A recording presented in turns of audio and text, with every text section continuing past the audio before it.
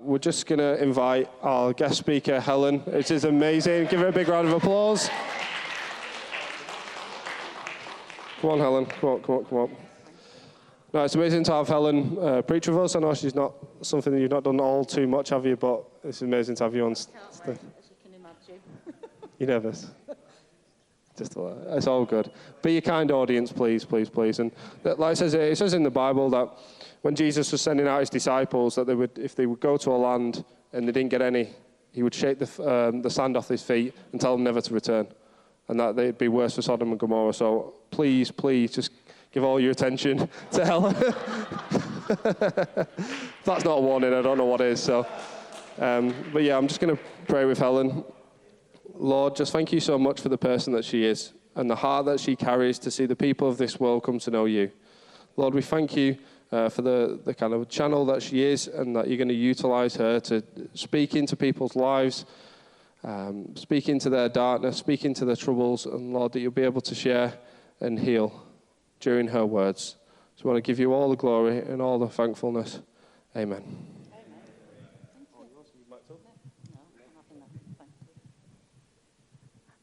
I didn't realise how hard writing a testimony was going to be, but when I sat down with my pen and paper, because I've made a few notes last night, I thought, 51 years, I could be up here for hours talking about everything that's happened in those 51 years.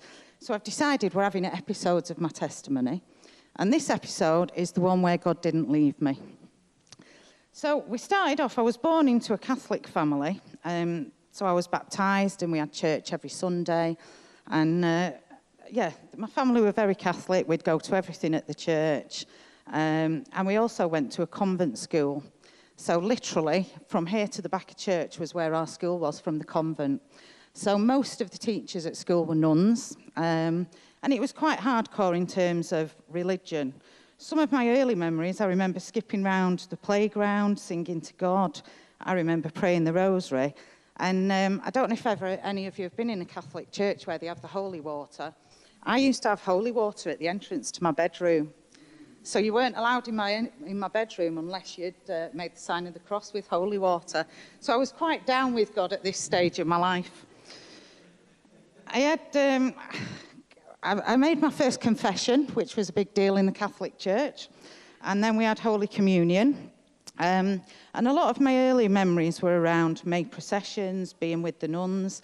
I was actually invited to join the convent for the first time when I was 4 years old. And they approached my mum and asked my mum if they could take me to live in the convent with the nuns.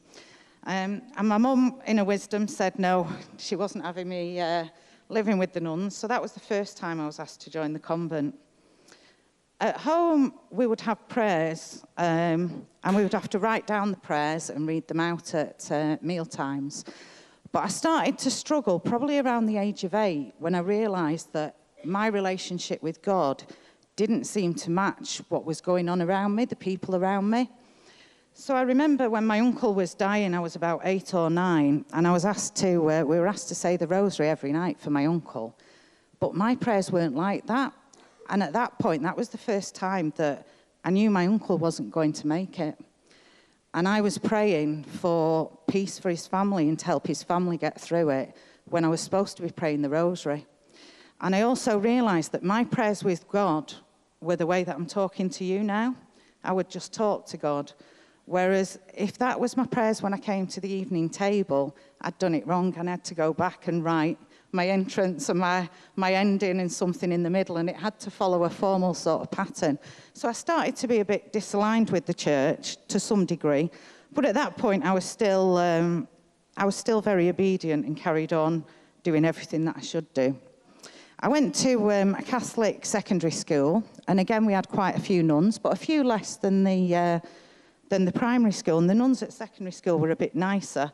I'm sure all nuns are not vicious, but there were quite a few that didn't seem to align with some of the Bible teachings that they were teaching us. I got to about the age of 14 and there was a French exchange that I really wanted to go on. And I spoke to my mum and dad about it and they said, no, you're not going on it. So I thought, well, that's all right, I'll just pray. And I was, honestly, I can't describe to you, but my faith at that point was immovable. I'll pray to God. Faith moves mountains. It doesn't matter what you say. This is what's going to happen. And I prayed, and it was the last day for them to sign me up. And I wasn't in the slightest bit phased, because I knew that if I spoke to God, God would give me what I asked for. And the deadline came and went, and I still wasn't phased, because I thought, good one, God, but we all know where this is going, because if I ask for something in faith, you're going to give it me. And then 24 hours passed and 48 hours passed, and then I started to struggle a bit, and I thought, well, hang on, this isn't how it's supposed to be, God. You told me if I believed and I spoke to you that you'd give it to me. And I've believed and I've prayed, and you've not given it to me.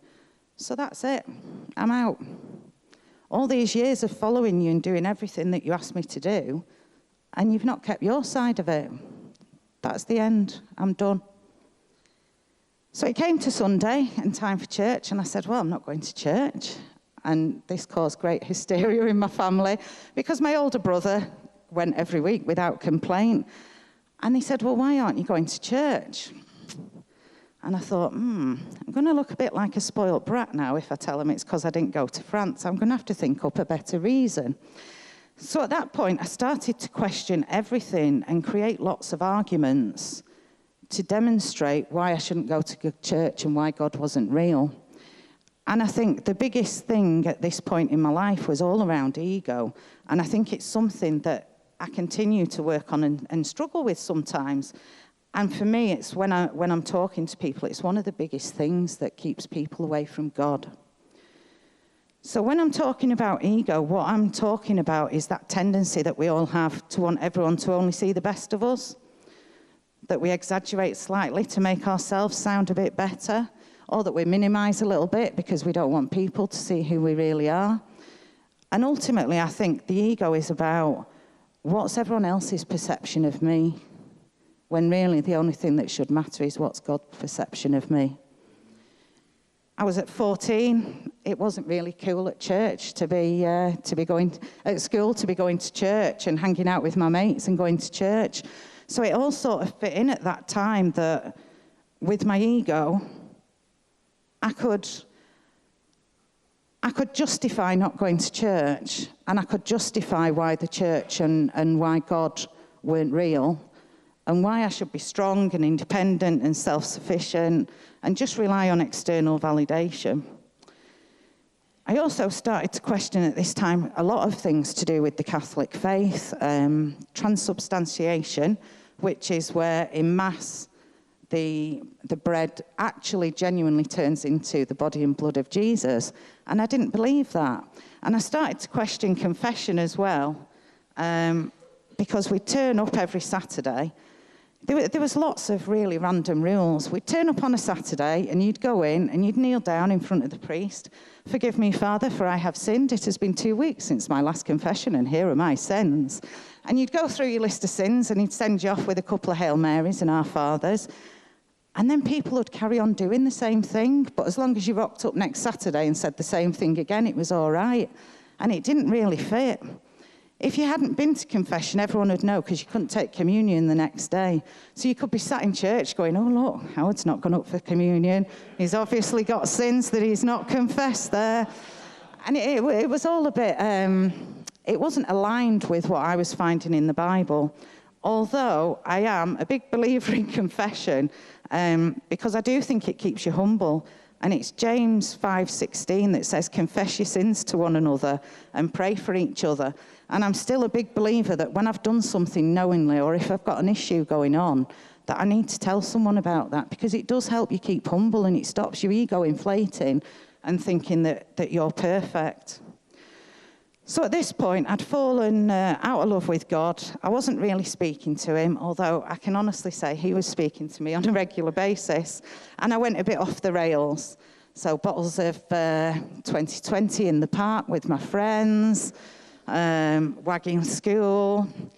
A little bit crazy. Fortunately, I was quite good at school, so I managed to pass all my exams and I ended up going to Holy Cross College. Hooray! Where I think at that time we only had one nun left. I don't know if you had any when you were there, but I was down to one nun, so throughout my schooling, the nuns were depleting as we went along.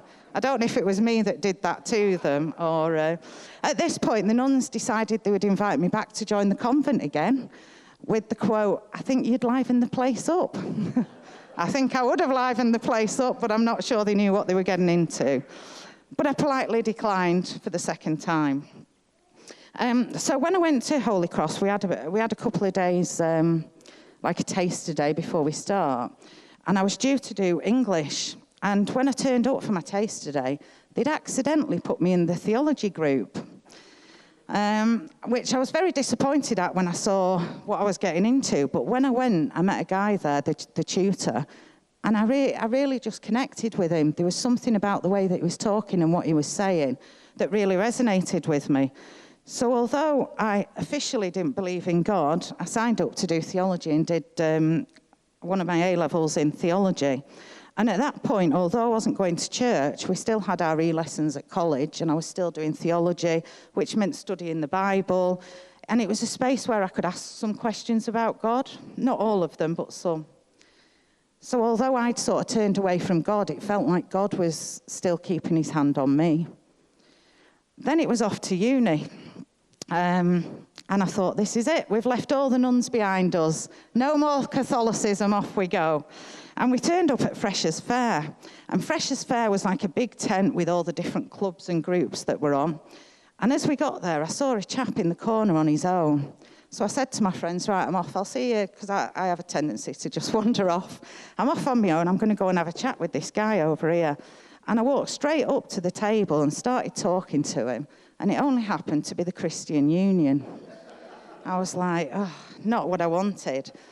Anyway, the Rev, as he was known, asked if he could come and bless the flat that I'd moved into. I didn't really want him to, but I was being a bit polite. So I said, yeah, of course you can, that'd be lovely. So he arranged to come round and bless the flat.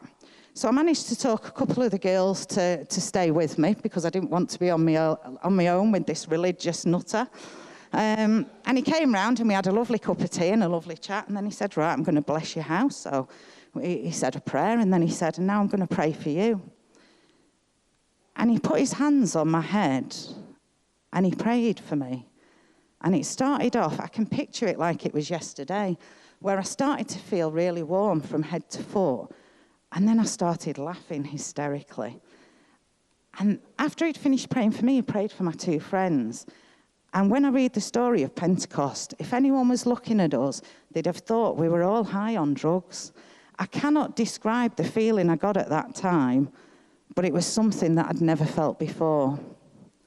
Now, in a normal story, you'd expect that meeting with God would mean that my life changed and we all lived happily ever after.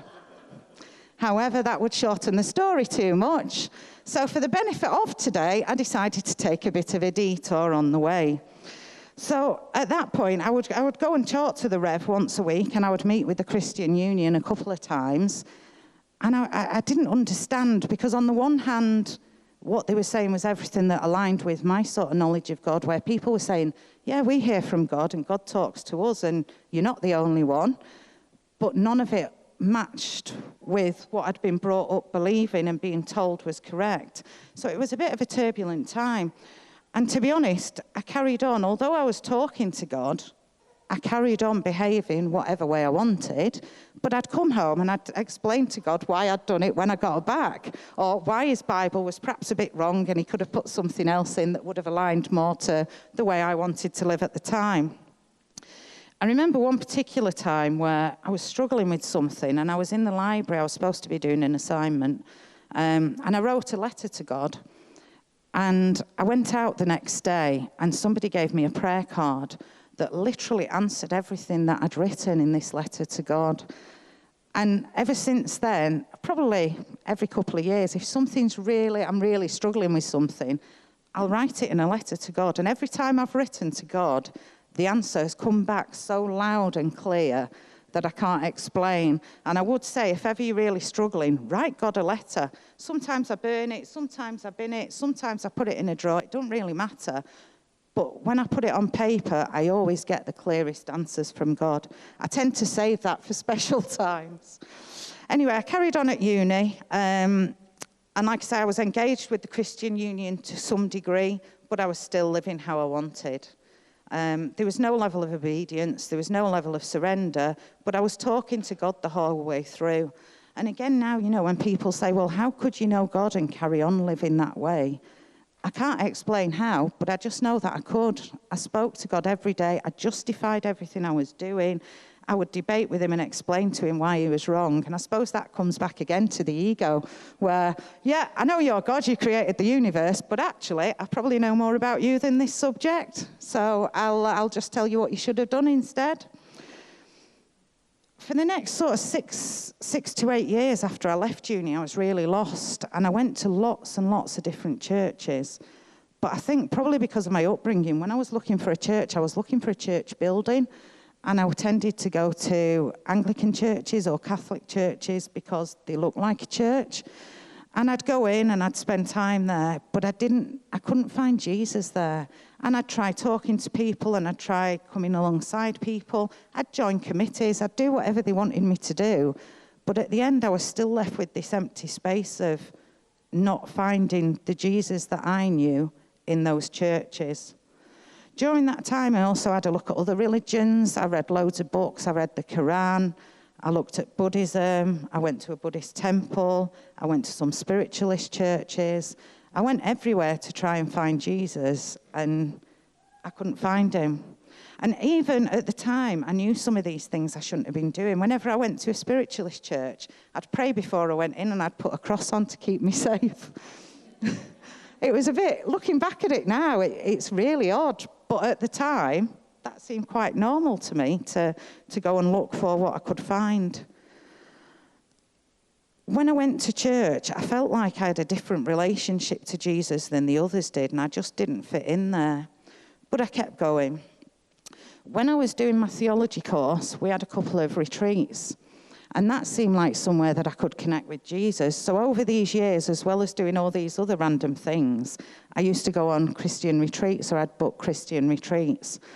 And there was a place called Loyola Hall, which was a Catholic retreat, but it was Ignatian spirituality. And the spirituality of Ignatius was around finding God in every day. And it was about listening to God and hearing from God and doing God's will in your life.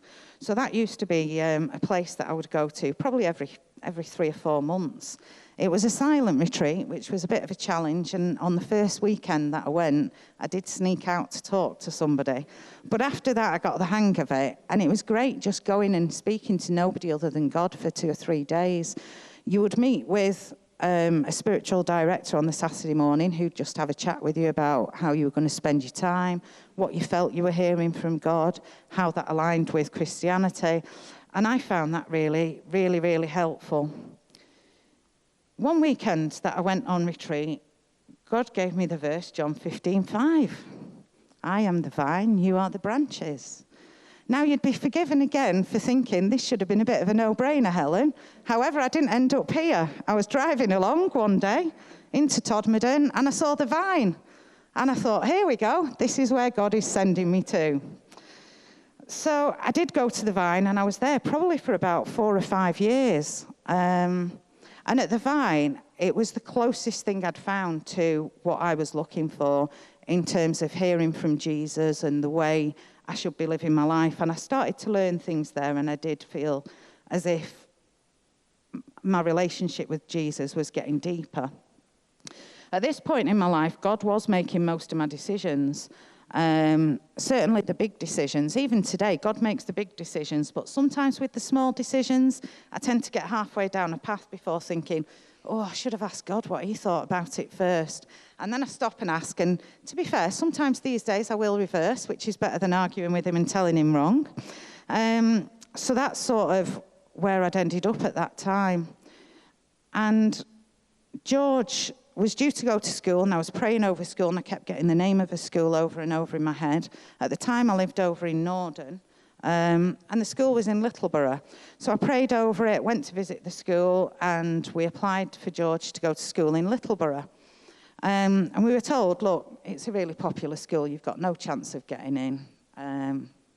But but as we know, I have quite a strong faith when I pray for something, so I prayed and thought, okay.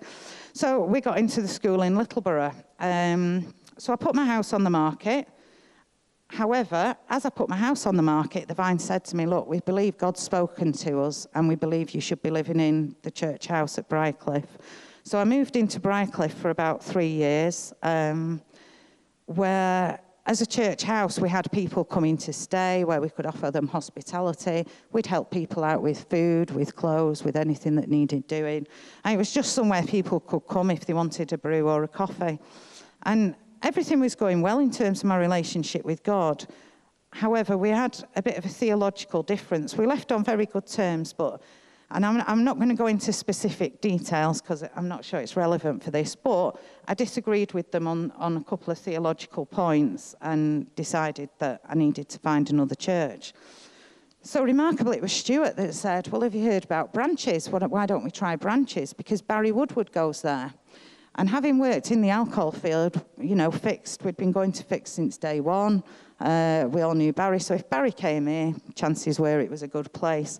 And I always remember, bless Jan, on the first day when I came in, I had a list of about 150 questions. It was like an interview for Jan. So can you tell me where you stand on this? And what happens about this? And where do you feel on this? I think it was the full What We Believe course over coffee in about 40 minutes, while I scrutinised her to see if you lot were good enough to have me attend your church. I did say the ego's still a work in progress, didn't I? So that was around 8 or 9 years ago. And I'm trying to think how I put into words how much has changed in those 8 or 9 years. I think one of the first things was my anxiety when I first started coming to this church was phenomenal. It was huge. I mean, it was slightly this morning, but not as bad as it used to be. And I remember numerous times sat with Jan and Howard, and my anxiety would be through the roof. Well, what if this happens, and what if this happens, and what if this person dies at the same as this person, and this random thing happens? And my anxiety was through the roof. And genuinely, I'm in a place where day to day now, anxiety really isn't an issue. At some point, it was like the penny dropped for me around walking in the truth. And rather than, you have a choice to make, don't you, every day? And sometimes what the ego's telling you, or what you're getting in your head is, well, this is going to be terrible, though this is going to happen, or you're not good enough at this, or you're not good enough at that. But then you look at what the Bible says, and you have a decision to make, and sometimes it's as simple as that. I have a choice what I want to believe today. Do I want to believe that I'm good enough, or do I want to believe that disaster's about to befall me and God's left me on my own? God's never left me through all these years. Why is he going to start now? I think every decision that I've made when I've been consulting with God and when I've been obedient to God, because obedience, I think, has been a big thing for me as well. And even now, sometimes I struggle. I'm normally obedient. It might just take me a few days to get my head around it before I do what I'm supposed to be doing. But being obedient to God and standing in that truth, choosing to believe those truths that God tells me, has made my life so much better. At the moment, we're looking at I am a prolific house mover. We're looking at moving house again. And Stuart's saying, why? Why did we move in the first place? Well, because God told me to. And if we move house again, looking at everything on paper financially, it was a very good decision God made, let me tell you. But if you follow God and if you know God, then it can make your life better. But there's a big difference between knowing God and following God. Because I knew God for all those years. There was probably about 2 or 3 weeks looking at it where I really started to question whether he was real. Other than that, I don't think there's a day where I've not known God. But I didn't choose to follow him. I chose to go my own way and have a chat with him about it at the end. But it doesn't work out. If you want your life to change, you've got to submit to God. You've got to follow what he's saying. and do what he's telling you to do, even if sometimes it feels uncomfortable, and even if sometimes it seems ridiculous.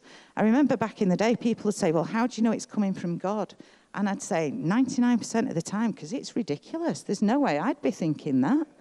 Because some of the things that he'd asked me to do would be so ridiculous that it didn't seem to make sense.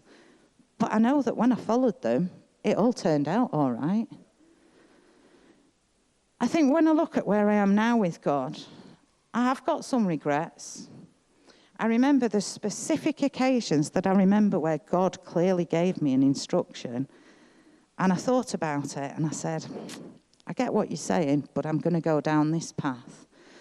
And I wonder now, what would my life have looked like if I'd have gone down his path when I was 19 instead of waiting till I was 32?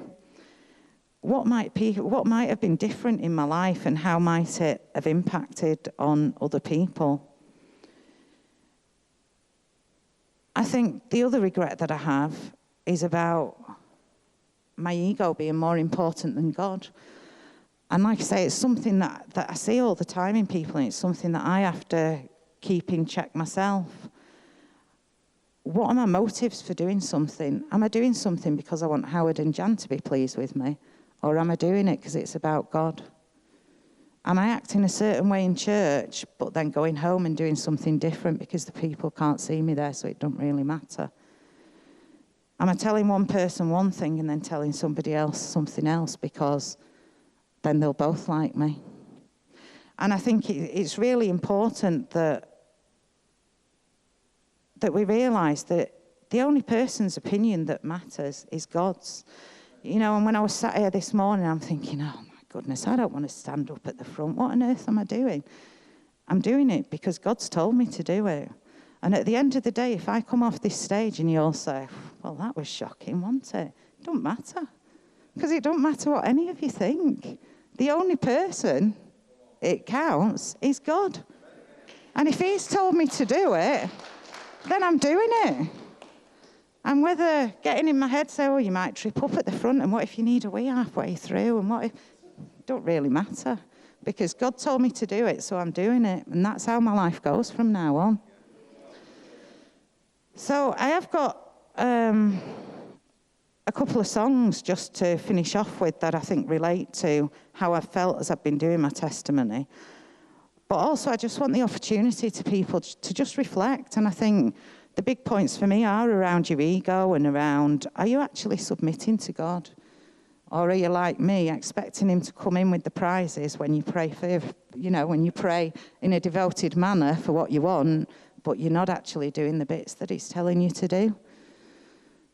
Because you can't have one without the other.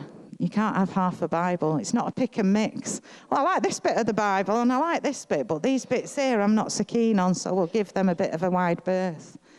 God's clearly told me that the Bible, the way he wrote it the first time round, was right, and he doesn't need my additions. And I think, that's where we're all at. So if you're not following it and you're only following bits of it, now's the time to make that change, because if I could go back and make that change earlier, I would have done, and I would do. So we'll have some tunes. If anyone does want prayer, then feel free to come up. If not, this is your time to chat with God. Thank you.